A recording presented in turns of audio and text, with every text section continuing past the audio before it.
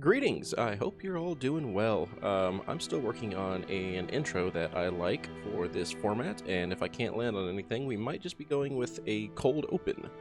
But for right now, greetings. March has come to a close, meaning we're now a quarter of the way done with 2026. Today I want to talk about the games that I played in March and what a month for gaming it was. Seeing as it's the month I started fully diving into streaming and content creation, I have footage for just about everything I played, which is very helpful for this video. A lot of the games that I played for mostly for fun, but a lot of it is for achievements as well. So you'll notice a trend in some of these games as far as like going for completion. The first game I played in March and completed was Final Fantasy III Pixel Remaster. Game Pass has been releasing one of these a month since the start of the year, and I've completed each one so far. 3 was very similar to 1, but with more advanced mechanics like the job system. Overall, it was a pretty fun completion, not overly complex. Basically, just complete the story, get all the chests, get all the weapons, or I guess items, get all the items, get all the hidden items, and complete the bestiary. A couple of missables, but following a guide, it was pretty easy and pretty quick overall. 4 is going to be coming out here in the next couple of days, so I'm looking forward to doing that one and continuing on with the Final Fantasy journey for this month. And I also plan on playing some more Final Fantasies throughout the year, so look for those mentioned in other upcoming videos. The next game, while technically releasing in February, is Resident Evil Requiem. RE9, or Resident Evil Requiem, sees the return of fan favorite Leon Kennedy and the introduction of newcomer Grace Ashcroft, the daughter of Alyssa Ashcroft from one of the Resident Evil spin-off games, Outbreak, I think it was. This is the first Resident Evil game that I've actually gotten all of the achievements in, and if you saw my previous video about game collecting, you sort of saw the story of how I got into the Resident Evil series, but basically I got laid off last year and I started playing them on a whim because they were on Game Pass, and I fell in love with the series, and now I've played all of the mainline games except for 1 and 6, which I plan on getting to sometime here in the next couple of months or weeks, depending on just how schedules fall. The story of this game was absolutely fantastic. I loved pretty much every second of it. Replaying the basement section wasn't the greatest, but if I had to do it again, I absolutely would. I did get all the achievements, obviously, so I don't see any reason why I would, but with DLC coming out at some point, hopefully this year, I definitely look forward to returning to this game. The callbacks were great to the old Leon games with the return to Raccoon City and all that, and the dynamic split in gameplay between the survival horror aspect with Grace and the action horror with Leon. A perfect love letter to all the other Resident Evil games in the past. As of right now, Resident Evil 9 is definitely my game of the year. The next game I played and completed is a game I actually started way back in March of 2022. That's Tunic. Tunic is a fun little action-adventure game that pays homage to classics like the Zeldas of the early Nintendo era, with some Souls-like mechanics such as that respawn when you rest at this game's version of bonfires. While I did use a guide for this one and the accessibility cheats to make myself invulnerable, it's still a great little adventure about a fox who's, you know what, I actually don't really know what the story was about, but the gameplay is fun. It's fun to explore the world. The manual system that it has, where basically you're going around and collecting pages of the manual that looks like the manuals that would have been on the back of an N64 game, or like the inserts from the old games when games actually came with stuff, was a lot of fun. It was a very great little adventure game. It took probably about 8 hours, I think, total complete, maybe a little less than that, but it was fun.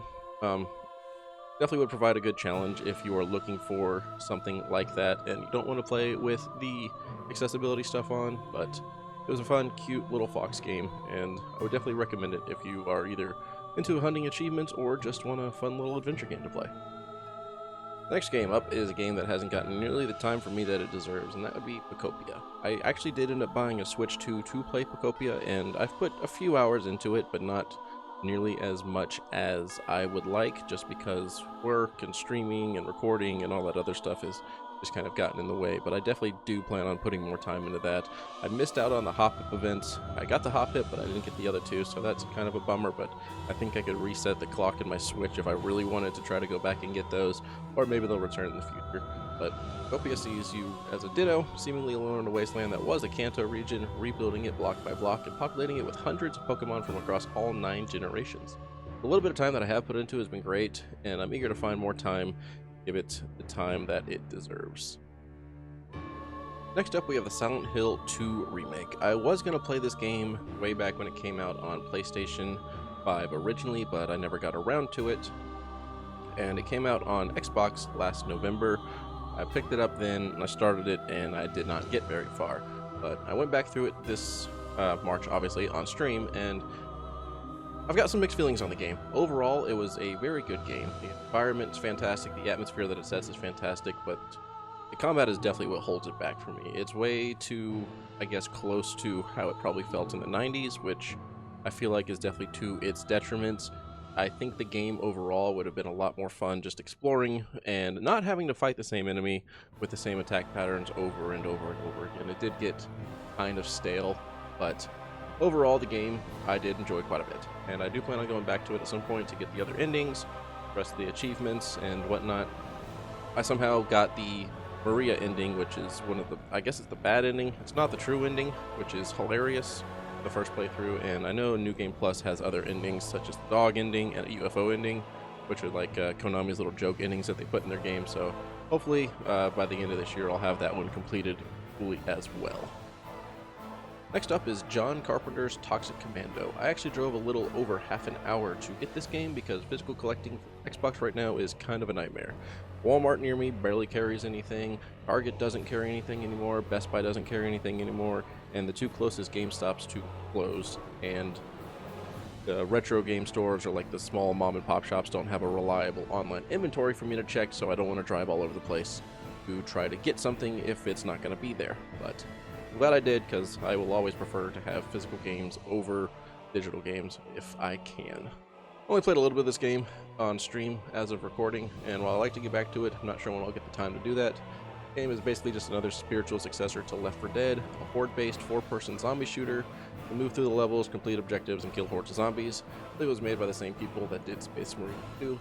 Not much to say about it, seeing as I only played it for a couple of hours, but for what I did play, it was pretty fun. I feel like it did have a live service aspect to it, which not a huge fan of. I kind of just missed the days of getting in and fucking playing the game you have. But alright, we are nearing the end of which means the list of games that I played throughout the month of March is also coming to an end. I'm going to take this time to say thank you if you have made it this far. I'm still pretty new to this whole thing and have some hiccups to work out, obviously, but I've been enjoying it quite a bit. If you found my channel or videos and you've enjoyed them, feel free to let me know by dropping a like, comment, subscribing, all that other fun YouTube stuff. Or if you'd like to see me live, you can watch me over at Twitch at twitch.tv/OpinionatedPenguin, same as the YouTube channel. I'd really appreciate it. Feel free to say you came from YouTube or just hang out and lurk, whatever you're comfortable with. I really do appreciate it. Moving along, we have Resident Evil 5. This game was something else.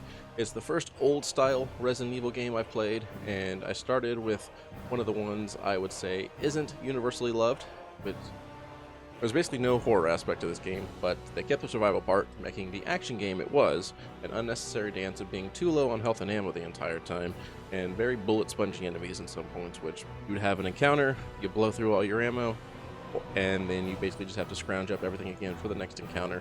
Well, that could just been a skill issue, but it's definitely, I can see why it's not on the top of most people's lists. The game also bugged out on the last fight with Wesker, making it to where I could not kill him no matter what I did. It was just an endless loop of shooting him in his little heart thing, and then I had to redo the entire section. I think I might have honestly just gotten lucky with a well-placed rocket shot that ended that whole experience, but I don't know if I'll go back to this one for the rest of the achievements, basically because there are a ton of multiplayer achievements, and I hate those. I will never be a fan of multiplayer achievements in single-player focused games, but I don't know, maybe once if I get all the other ones completed, I'll go back and give this one another shot at running through the rest of the achievements. And the next two games I'm going to group together, and that is Ghostwire Tokyo and Like a Dragon, Pirate Yakuza in Hawaii. Ghostwire is a game that Ghostwire is a game I've been playing off and on, off stream. I've actually started this game like 2 or 3 times now, and this one I'm trying to clean it up. I've gotten way farther than I ever did before, which is something, and I'm enjoying it. The story's good. The reason I restarted is because the large gaps in between time, I just didn't remember anything that was going on. but March has been a pretty busy month for me with work and playing other things, so I haven't given it a whole lot of attention, and it kind of keeps falling on the back burner. Yakuza, on the other hand, is a game that I have been playing on stream, and it's hilarious. It's great. It's definitely a game that I am excited to play every time I do go to play it. It's the first Yakuza slash Like a Dragon game that I've ever played, and it's a blast. Both of the games are games that I do hope to have finished, achievement-wise at least, by the end of the year, which, I mean, that would probably constitute completing everything in the game, but those are definitely something that I look forward to completing and having on my completion list. Also, there's Overwatch. Overwatch is on like 3.0 now, I guess. They did Overwatch, they erased Overwatch and overwrote it with Overwatch 2, and now they took away Overwatch 2 and it's just Overwatch again. But I was playing it with friends, and that was fun enough, but I made the mistake of trying to solo queue in ranked, and that went poorly.